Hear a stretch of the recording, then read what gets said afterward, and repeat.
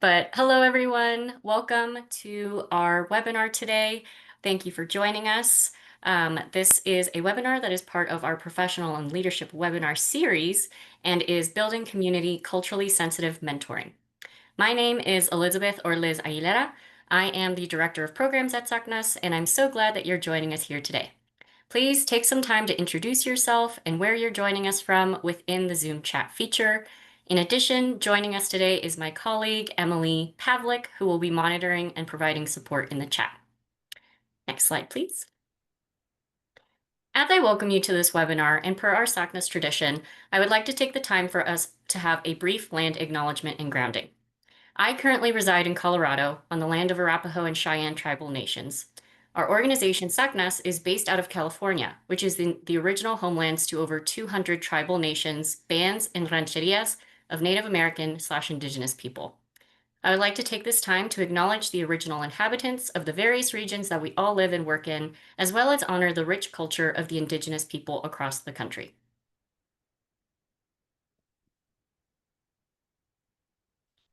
Before we proceed, I'd like to share some guidelines for today's webinar. Next slide, please. First, I'd like to remind everyone to use the Q&A feature within Zoom. This will allow our moderator, me, and the speaker, Kerman, to view your questions. In addition, please be polite and respectful while asking questions within the Q&A feature as well as within the general chat. And as always, if you haven't done so already, please feel free to share your name, institution, and the location when asking a question in the chat. At this time, I would like to formally welcome and introduce our featured speaker for today, Dr. Carmen Martinez Hernandez. Dr. Martinez Hernandez is the founder of the KEG 21 Consulting and is an associate professor in the chemistry department at St. John Fisher College in Rochester, New York. We're so excited to learn more about developing culturally sensitive mentoring skills today. Please join me in welcoming Dr. Martinez Hernandez. Well, thank you, Liz. Thank you, everyone, for joining. I hope that you're having a good day in this summer. So we're going to get started. I also want to point out that I'm also a principal facilitator for the Center for the Improvement of Mentor Experience in Research, and I'm going to be sharing part of that work today with all of you. So as Lee was pointing out, we're going to be using the chat, so feel free to ask questions. I will try to answer them as I'm talking. So this webinar is going to be, I'm going to be trying to make it as interactive as possible. So I'm going to be starting by sharing a little bit background about some definitions about what is cultural sensitive mentoring. And then I'm going to try to make you work, okay? And then do some activities that you can actually do some reflections about these topics. And then at the end, I'm planning to do a debrief and then share with you some tools that you can actually use in the future. I would also like to acknowledge that many of the materials that I'm actually using were developed by Zimmer. Okay, so they are actually copyright. You can actually use the materials as long as they're for educational purposes. So make sure that you read the disclaimer in the slides at the bottom of the slides. I just want to make sure that I point that out for today's webinar. So I would like to start first with this quote. We have been using this quote for quite some time now, and it's pretty much talking about the relationship, about mentoring. I always like to start with the relationship, and the quote read as follows. At its best, mentoring can be a life-altering relationship that inspires mutual growth, learning, and development. Its effects can be remarkable, profound, and enduring, and mentoring relationships have the capacity to transform individuals, groups, organizations, and community. So again, the role of the mentoring is very important, especially when you are being the mentor. Okay, so I just want for you to remind the important job that you are doing that is just beyond of being just a researcher. Okay, I would also like to point out a definition that we use. This definition was actually put together by a committee from the National Academy of Science, and they come out with a definition in a report that was published that you can actually have access to that. It's called the Science of Effective Mentorship in STEM with two M. The second M is for medicine. And they define mentorship as a professional working alliance in which individuals work together over time to support a personal and professional growth, development, and success of the relational partner through the provision of career and psychosocial support. And I would like to point out the last two words there, career and psychosocial support, and psychological support is also very important. So sometimes as mentor, we only think that we're going to be supporting our mentees in the research aspect of it, but it's also important that we also support them in the psychosocial support and the psychological support, especially have been becoming more apparent and more evident now after we went through the pandemic, that people are more willing to talk about mental health, anxiety, and on other conditions. So we just need to make sure that we provide the resources for our mentees to be able for them to be successful in their career. Based on the topic that we're going to be talking today, this topic can be one that can be challenging for many of us. Okay, so and I would like to share this quote from Dr. Shirley Jackson, former president of Rensselaer Polytechnic Institute, that she said that diversity and discussion of it can be sometimes turbulent and uncomfortable, but it's also clarifying, illuminating, leading to a deeper understanding of oneself and one world. So I just want for you to, as we're working today in this webinar, for you to take the time to actually give the opportunity to start reflecting about this topic, and especially right now we are going through a lot of tensions in our country, but it's important that we actually sit down and have this kind of conversation to have a better understanding about not only ourselves but also about others. So it's very important that we dive in and do a reflection about these topics. It has also been found that broaching conversation about culture or how to initiate this conversation, as I mentioned earlier, can be very uncomfortable. And in science, we actually tend to have a cultural silence. So we don't want to have this conversation about culture, and we try to avoid that as much as possible. A lot of people try to focus just about the science without not acknowledging the culture, the diversity, and where that each person is coming from. So it's very important that we take that into consideration and make that as part of our conversation as well. You may wondering also what the research says about this particular topic. And in a study that was conducted by some of my colleagues at the University of Wisconsin in Madison, that I was part of the study, they actually interview the mentors and the mentee, and they pose this question, okay, should cultural diversity be directly broached in mentoring relationships? And as we can see in this slide, the main result from this study is like mentors and mentees, they do not agree on the significance of race in the relationship and workplace, and or when that should be addressed. As we can see here, about 50% of the mentor said that they should not address that. However, the mentees, about 88% mentioned that they should be having this kind of conversation in the mentoring relationship.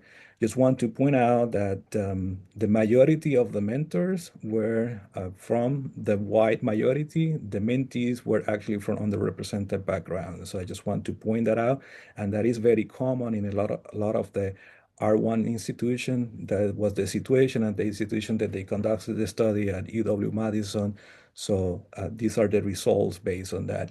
In addition to that, they interview and do a follow-up about the study. They did some qualitative analysis about that. And there is some insight from what the mentor mentioned in the study. Some of the mentor mentioned that cultural diversity is often considered irrelevant. And I'm going to be reading some quote from the study. I don't care where you're from, it's science. Okay, so they don't, again, they don't acknowledge where you're coming from. They just want to jump in directly into the science. Mentors who consider cultural diversity and science as connected tend to focus on their mentees' culture, not their own. And you can read a quote like, I do think people come in different perspectives, and those perspectives alter how they view research and how they view the lab environment. But something that I would like to challenge many of you in this webinar today is also to take into account where you're coming from, and also, include your culture. A part of that conversation is going to be very important. Another finding from this study is like mentors and mentee disagree on who should and when to address cultural diversity. And one of the mentors mentioned, if where they're from and how they're communicating is important to the discussion, then they should feel empowered enough to bring it up. So again, it's always rely on the mentee, the one to actually bring that conversation and then make sure that they talk about this topic. So as mentor, we also need to consider, those differences and where people are coming from, and make sure that we have this kind of conversation. And another finding is that the mentor know that approaching cultural diversity is complex and very few of them feel equipped to handle it. And they will be willing to try if they had guidance. So again, this takes time, and it takes also opportunities to make sure that you actually do that. And hopefully today you will have an opportunity to start that process, that going over some reflections about this topic, you can actually start the process to do that. And I'm going to share some other resources at the end to help you with that.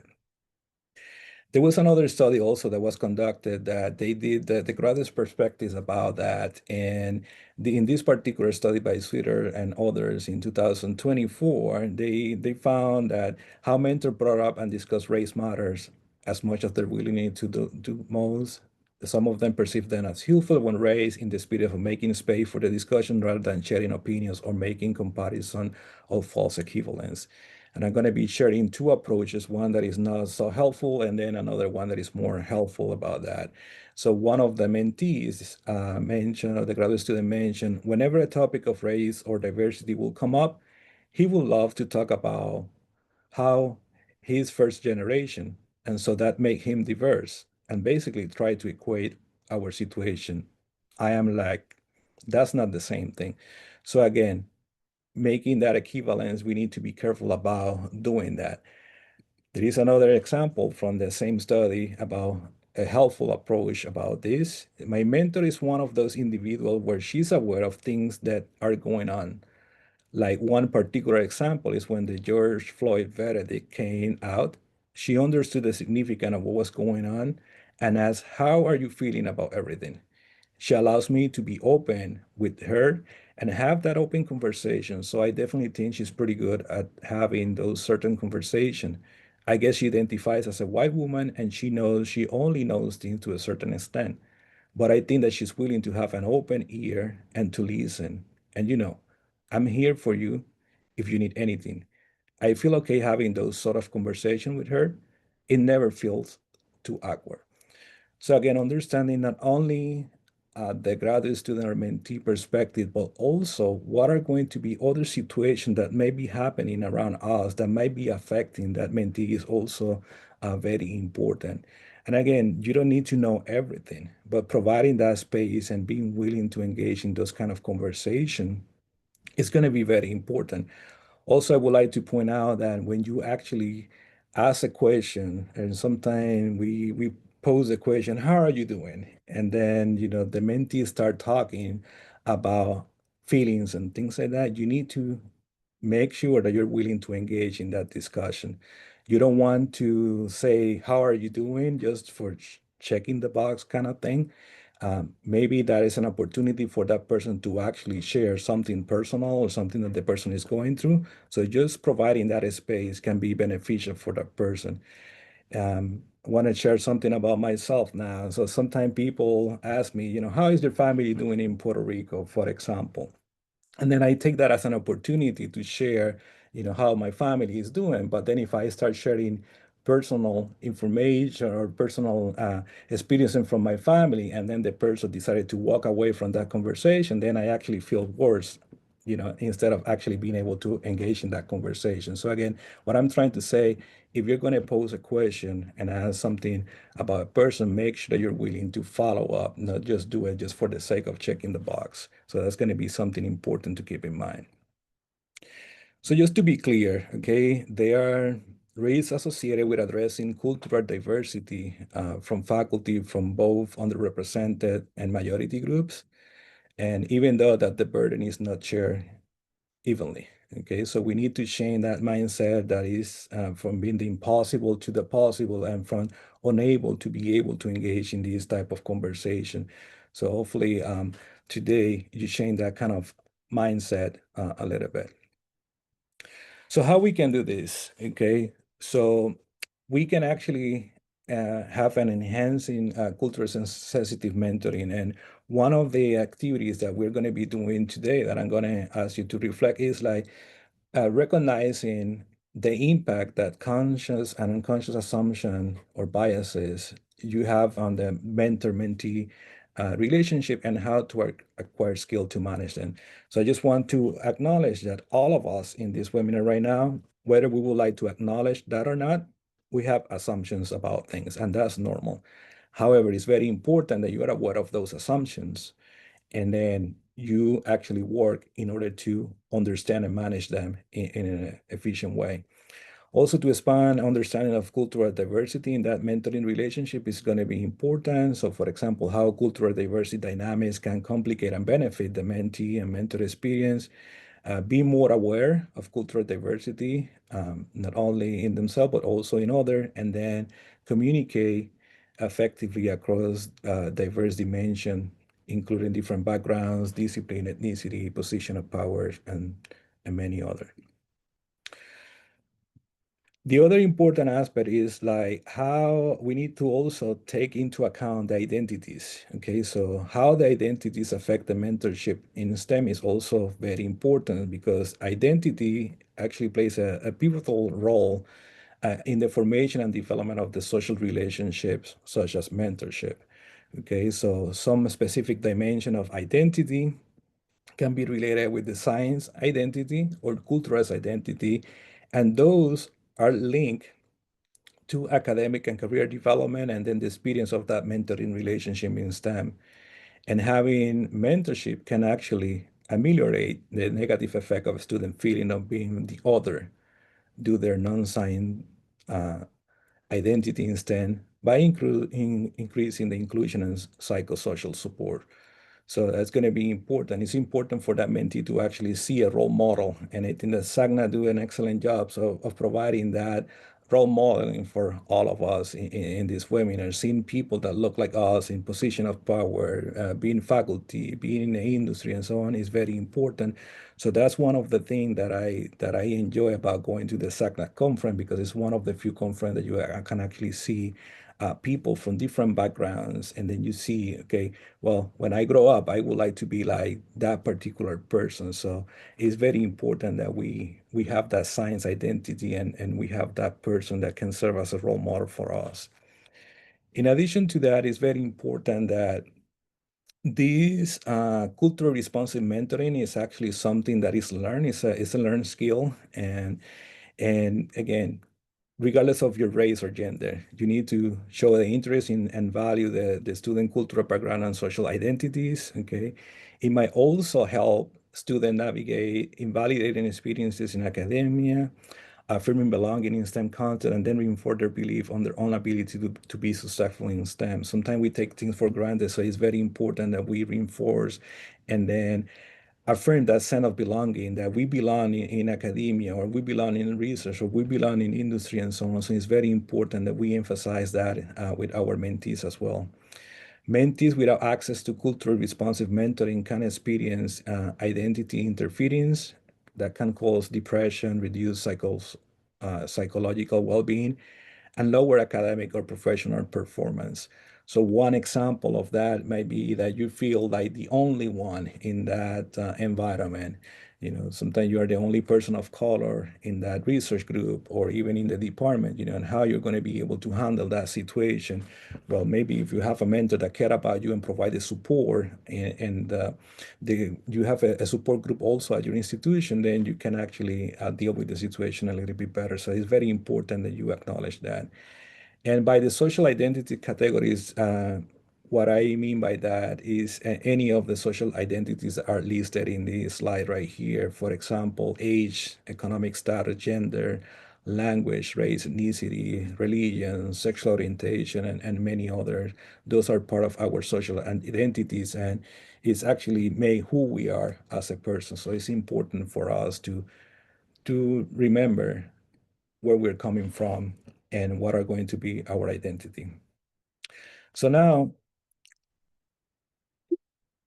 excuse me, I would like to start with one activity, okay? And I'm gonna be challenge you a little bit, okay? So this activity is meant for you to actually reflect on unconscious assumption.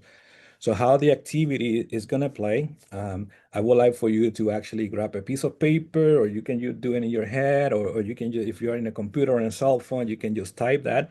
So how the activity is going to work, I'm going to be showing you a list of words, and we're going to be doing this activity a little bit as a fast pace, and that's okay. So I'm going to be showing a word in the screen, and then when you see that word, I would like for you to actually write down any word or image that pop up into your head. Okay? You don't need to think too hard. Just write down the first word you think of. Okay? And I'm hoping that this is a safe space for us to explore our assumptions. So just be honest with yourself. And again, as I pointed out earlier, all of us have assumptions um, about anything. Okay? So it's very important for you to do that. So again, may I pause right now, and then I'm gonna see if you have any question. You can pose the question in the chat about the activity. Okay. If not, then I'm going to continue. So if you have any question about what we're going to be doing, again, I'm going to be showing a word in the screen, and then you're going to be writing what word come to your mind when you see that particular word.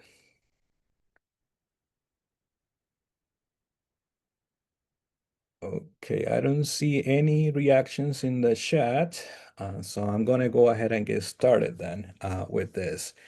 So again, we're going to be doing this pretty fast. So you're going to be seeing that word for only 10 seconds. Okay, and then I'm going to move into the other one. Okay, so we're going to go ahead and get started. So the first word that is going to pop up is going to be cook. Cook.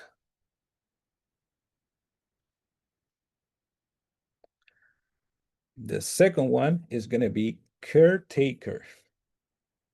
Caretaker.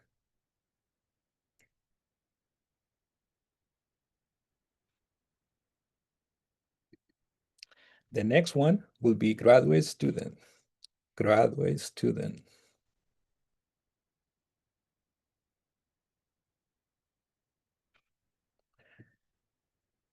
The next one is going to be PI. PI.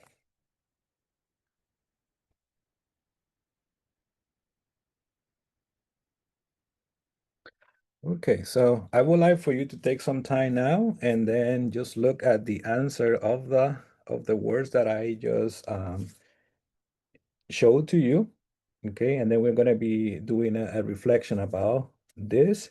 So if you can actually use the chat, okay, in order for you to actually write down. So I would like to see any reactions that people wrote when I mentioned the word caretaker. Any reactions that anybody wrote down as part of the word caretaker when I said the word caretaker? Okay, I see babysitter, a woman, okay, children, okay. Yeah, see somebody mentioned tired family, okay.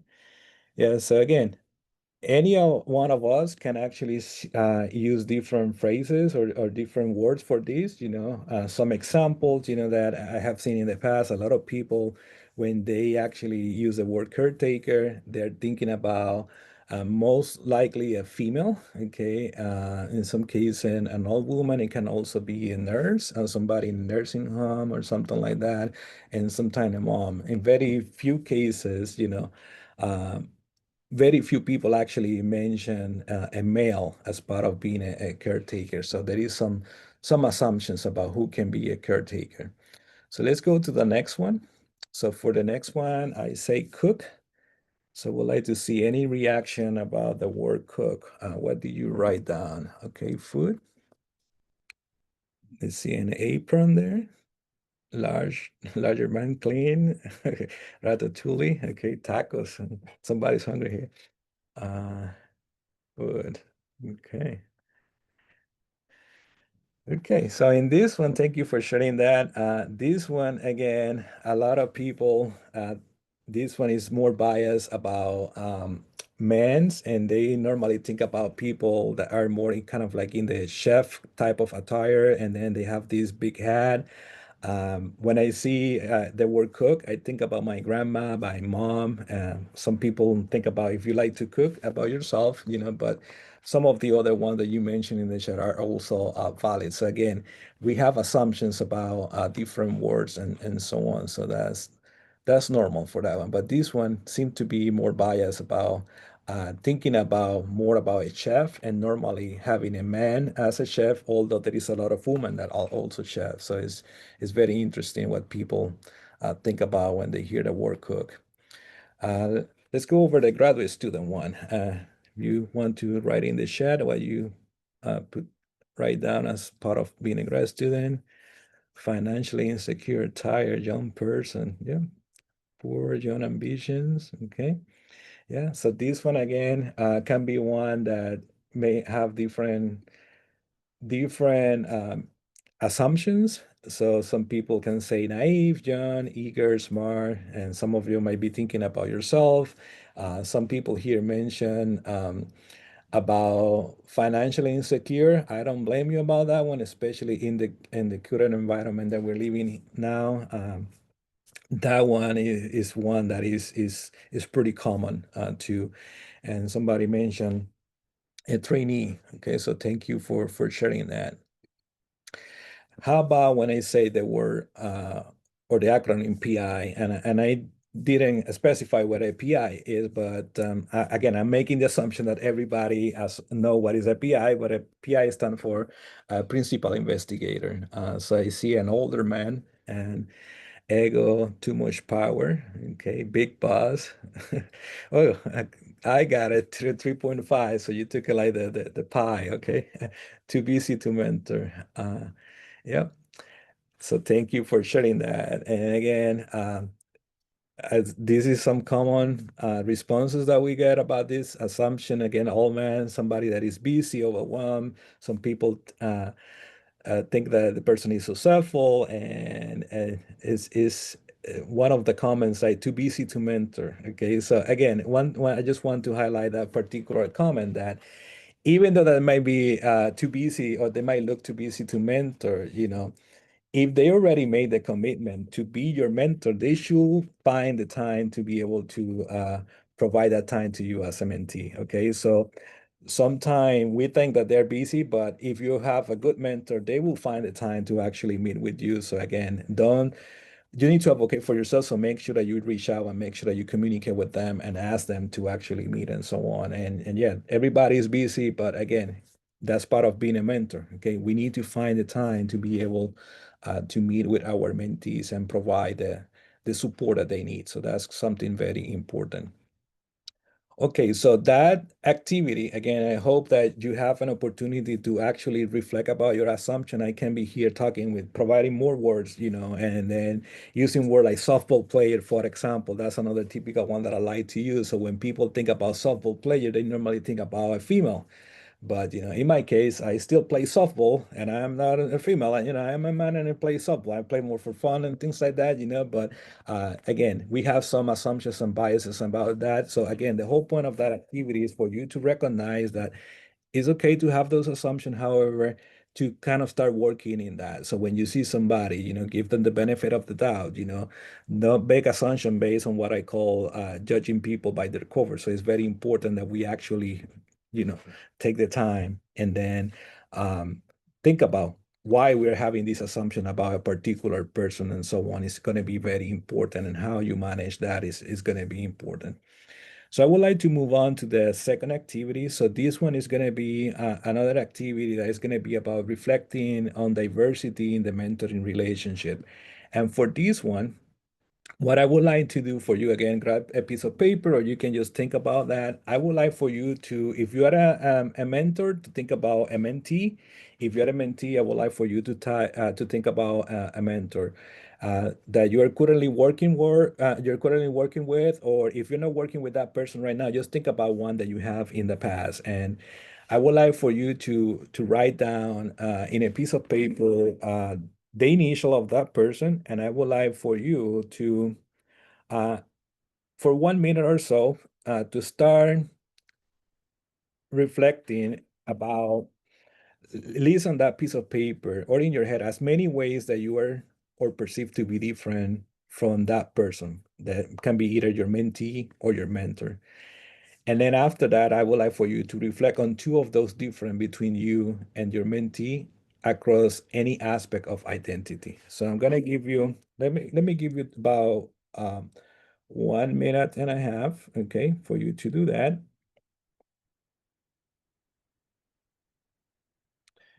And then we're gonna open the chat for a discussion.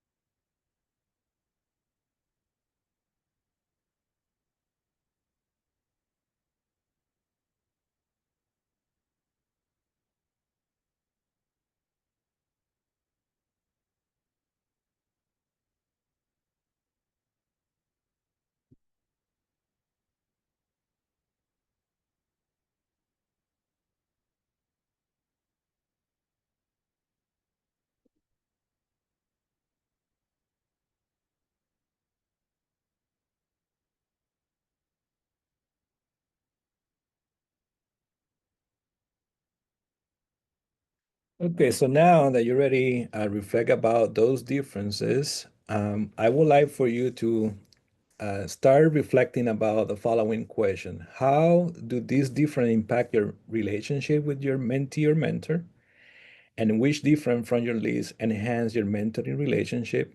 And how can or do you capitalize on this different to create a high quality research experience for your mentee or your mentor? So you can actually use the chat and then answer any of the questions. Those of you that would like to share, you can actually do that. So again, thinking about the differences that you have with your either mentee or your mentor, think about how these different impact your relationship with your mentor, and then which different from your list enhance your mentoring relationship. And if you don't mind, just write down uh, what were those differences.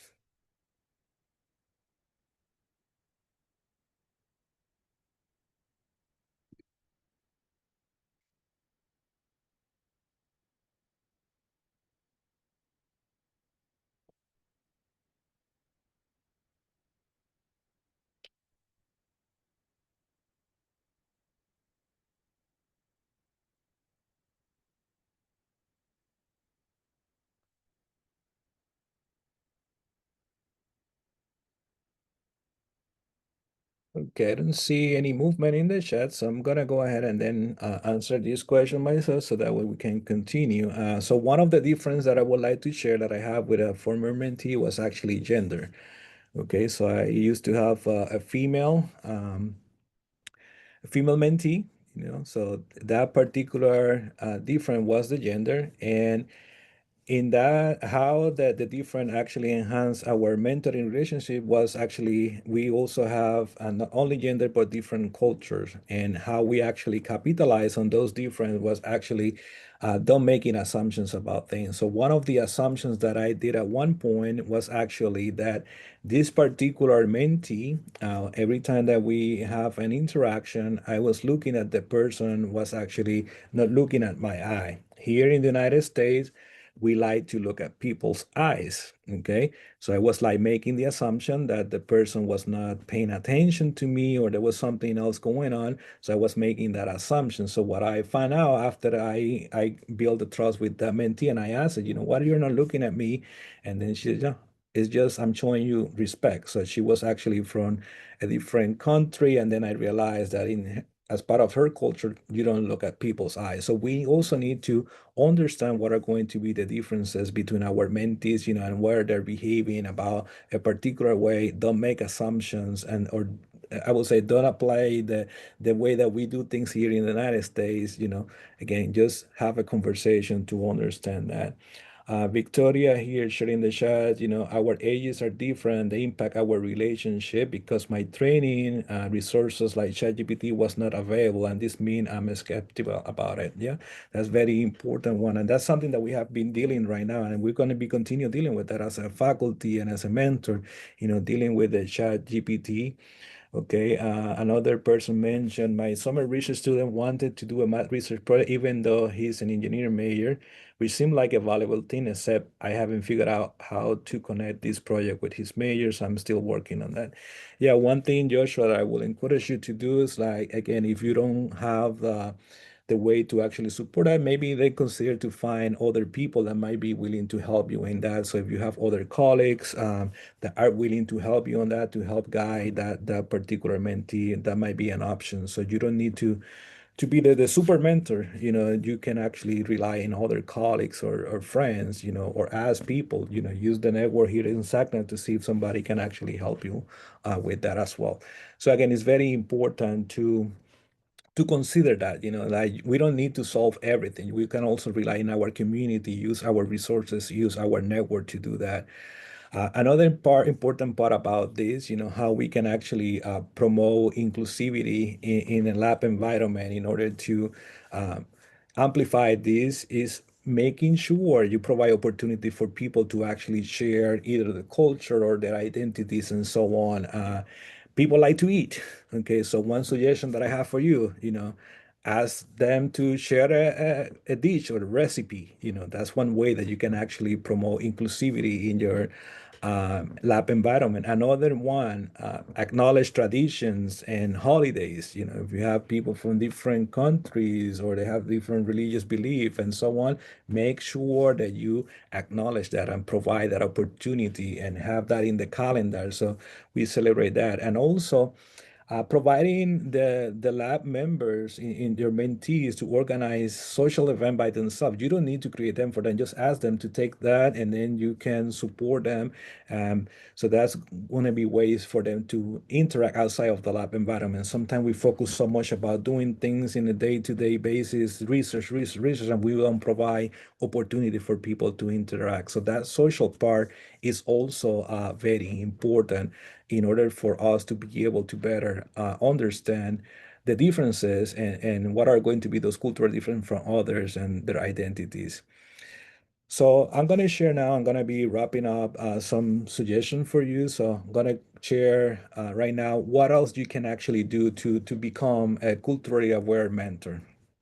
Okay, so some questions that you can start thinking about reflecting is like, how can you convey your belief in their ability? That's going to be very important. In what way can you be mindful about your social identity and how those influence your mentor? How you communicate with your mentee is going to be important. Communication is key in any mentoring relationship. How we communicate, what method of communication we use is also very important. Probably you're facing a generational gap right now that we're still using the email, but the mentees that we're actually mentoring right now, they actually like to prefer a text message or some other software or tool. So making sure that you have that conversation about the way of communicating is very important to avoid misunderstanding.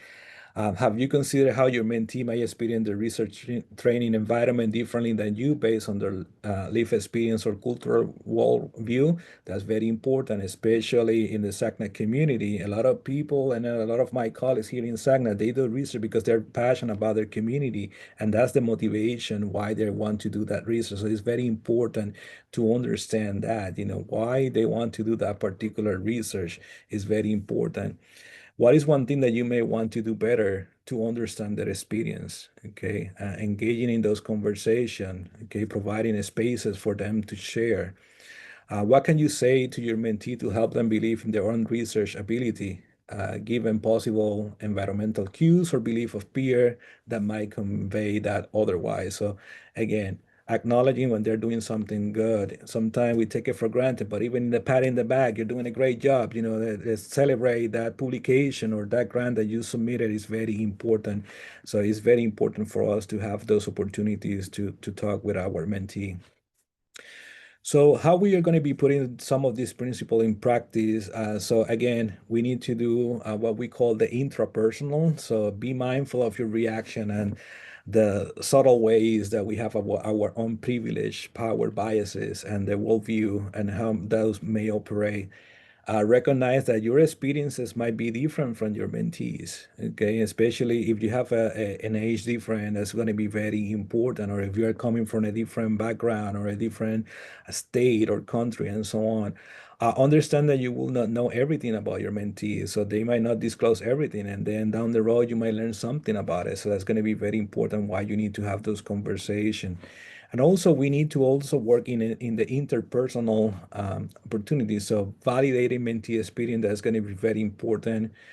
Continuously seek out and try to understand the perspectives of others. Okay, establishing trust, supporting relationship with high expectation, increase your risk taking, and expand your comfort zone, and be willing to be vulnerable. Sometimes we don't share our downfalls. And for me, I am a strong believer that when we share our downfall, then people can relate to you and then they can learn from that as well.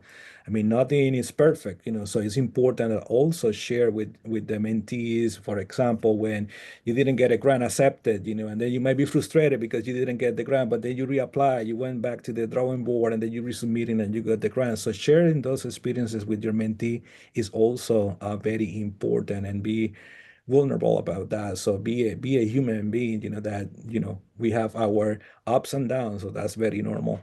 And then conduct an environmental scan of your training environment is going to be important as well. Other resources that I would like to share, how do I become culturally competent? So there is a reference here about Clay 2010. So where they provide some bullet points about what else you can do. So one thing that we need to make sure that we start doing is like learning more about yourself. So exploring our own historical roots, belief, and values is going to be important. Learning about different cultures, like by reading books, news, journals, learning a new language, watch documentaries, interact with diverse groups, volunteer at community center, religious institution, and others.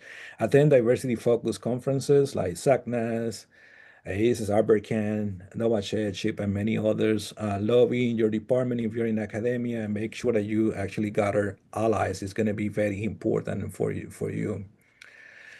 And I would like to close by giving you a homework activity. Okay, so another thing that you can start doing is like also reflecting about what is going to be your style of broaching. So I just want to share with you that again, broaching difficult conversations. So there is resources about that you can actually that, and these particular researchers classify the styles of broaching difficult conversation in 5 different categories. So style A is the dismissive, style B reluctant and superficial, style C open to broaching but lack integrated skill, D, effectively and fully incorporate race into mentoring and working style, and then E, simply incorporate race into being. And again, there is some explanation about that, but that's something that you may want to start thinking about. So when you need to broach difficult conversation about race, in which of these styles you kind of like fit in.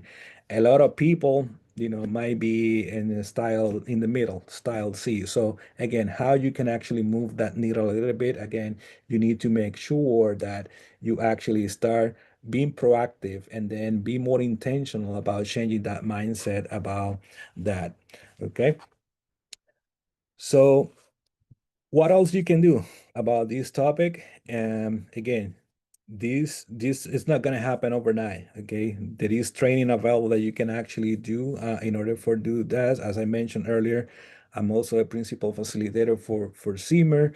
So you can actually start participating in mentoring training. And there is a training, I try to summarize, the Cultural Award training. I give you a snapshot about that, but there is a training that you can take for a whole day about this and then do a more reflections about that. So again, you can actually do more training, and there is other trainings available out there that you can actually participate in that. So it takes time, it's a process, and so on. So I will encourage you to continue reflecting about that. Also look for opportunity to broach race and ethnicity in your research mentoring relationship with your mentees. Okay, and I would like to close with this quote from myself. It's very important, and I like to share this myself. I see your color and respect you. I acknowledge your input and listen to you. If we disagree in principle, I will work on understanding our differences and learn from them.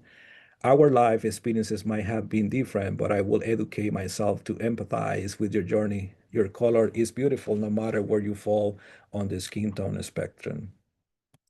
And with that, I would like to close that, just giving acknowledgement that part of the resources that I share with you have been putting together for more than 20 years from different grants and different institutions and groups, including all of those listed in here, in particular, CIMER, NRMN, the National Institute of Health, NSF, and many others. So I just want to acknowledge that part of the work that I share with you was actually developed by my colleagues that were part of these grants. So with that, I would like to open the floor for any questions. And Liz, if there is any question that I need to add, just please let me know.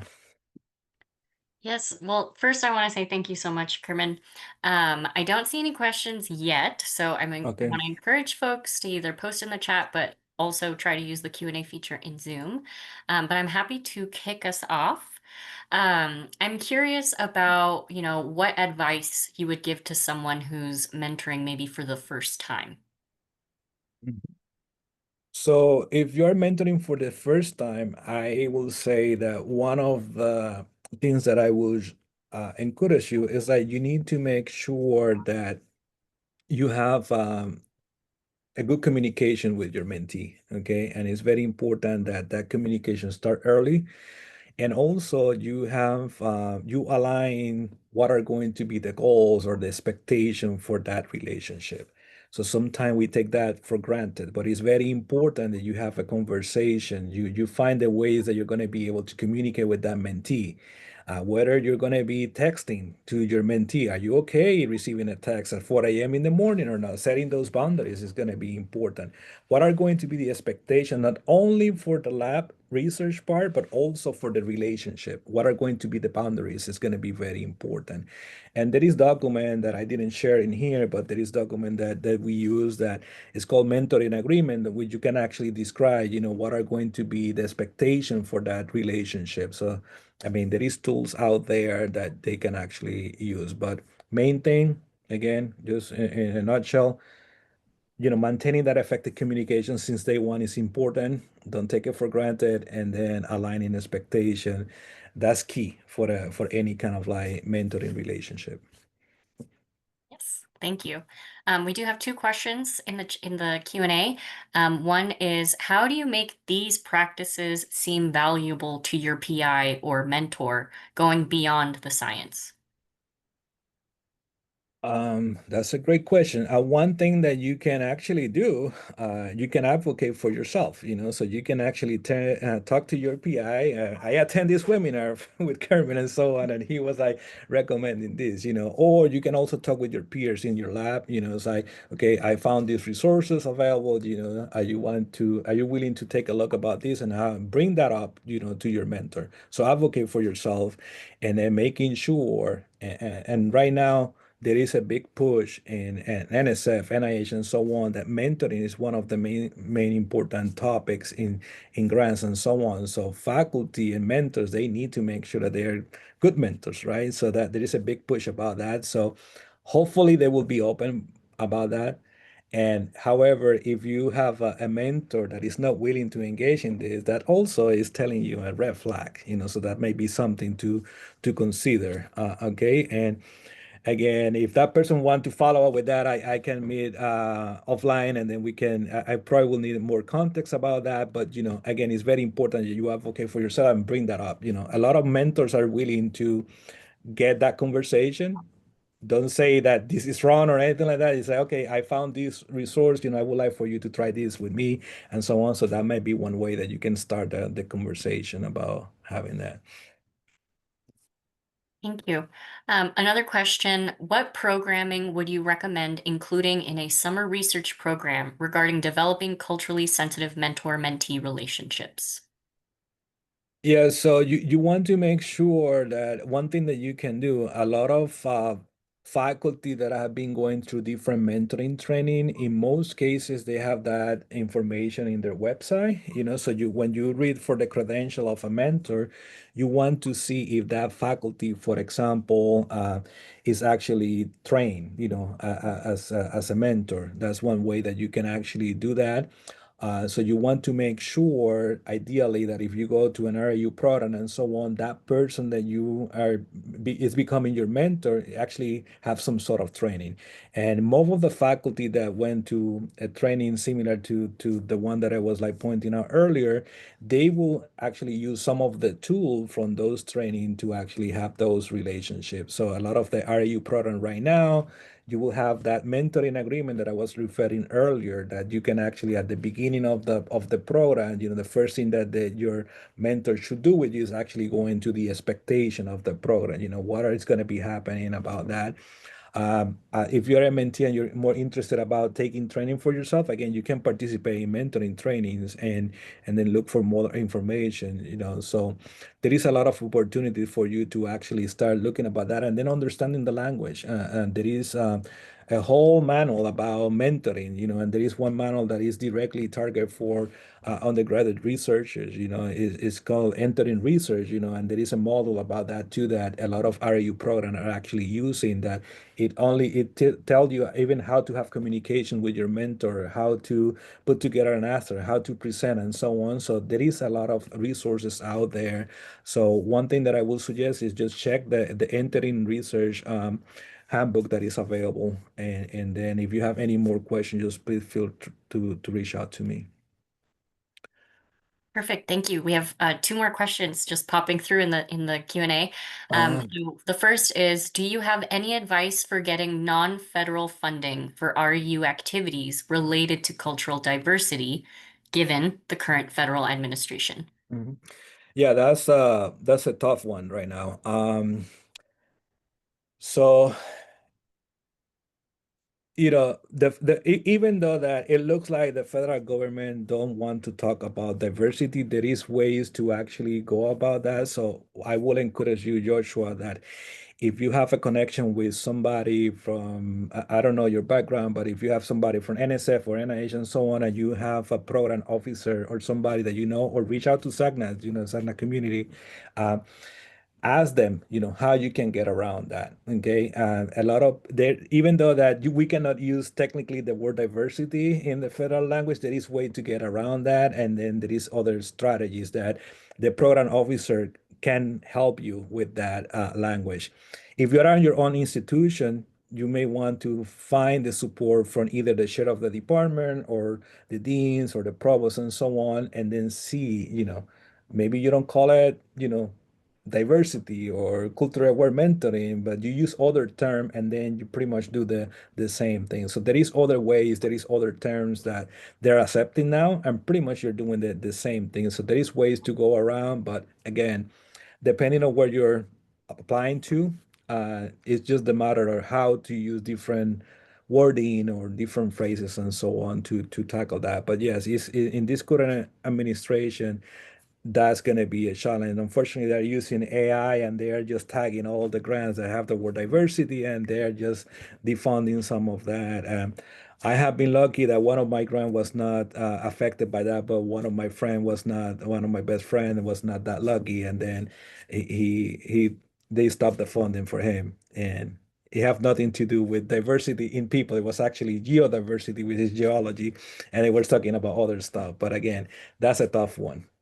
Mhm. Yes, thank you.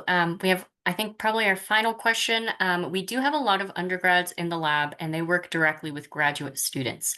Do you have any recommendations about how I can help train graduate students in culturally responsive mentoring to those undergrads? Yeah, what I will encourage you to is I will start probably with the what we call the entering mentoring training. So you can go back to the resources that I share. I go to the Zimmer Project website, and there is a training that is available for graduate student. Okay, and then the second part of that training is actually the culturally aware mentoring. So I will start with the basic training first, how to become an effective mentor.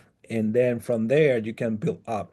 As part of that mentoring training, entering mentoring training, there is a module that we talk a little bit about diversity, about culture, and so on. So at least you start a conversation, but there is some materials available. Again, if you go to the Zimmer website, or you can send me an email and I can share those information with you as well.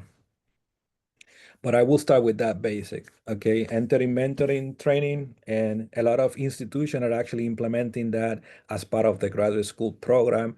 And they normally, what they do is like they send faculty to be trained first, and then they actually train their graduate students. So there is a way that you can actually effectively implement that. Okay, so you go take the training yourself, learn the materials, and then you go back to your institution and do that. We do a lot of case studies and things like that. We talk about different topics and difficult conversation that normally you will not be able to talk about it. I didn't include any case studies of part of my activities, but again, we use a lot of case studies to kind of like talk about different topics. And there are different competencies. For example, I mentioned already two of them: aligning expectation, maintaining effective communication, but assessing understanding, how to talk about diversity and so on, professional development, and many other topics that even ethics, how to talk about ethics in research and so on. So it's very important. So there is a lot of training about that we have a lot of resources, so I will encourage you to go to the Zimmer portal, and then I'm gonna paste the the information here, so that way you can look into that. And if you have more questions, feel free to let me know. But you can see a lot of the resources that I share in that website. And again, some of those handbooks are available also. If you go to Amazon and so on, you can find some, or they used to be. I don't know if they still are there, but they used to be available. Perfect. Well, thank you. And actually, Carmen, I wanted to make sure if it's okay, I post your email in the chat in case folks Yeah, have follow-up questions. yeah. Let Great. me put it. Oh, you already did. Okay. Got it already. Okay. Thank Um, you. well, I know we're almost at time, so I want to say thank you so much to Carmen and everyone who attended this webinar today. We truly appreciate you all taking the time to learn a little bit more about culturally sensitive training and mentoring. And I wanted to say thank you so much. Please continue to stay connected with the SACNAS community, and there will be a short survey following the end of this webinar. If you could please provide that feedback to us, that would be incredibly helpful moving forward. So thank you again, Kerman. I appreciate Thank you. you, and hopefully we'll talk soon. Yeah. Thank you for having me.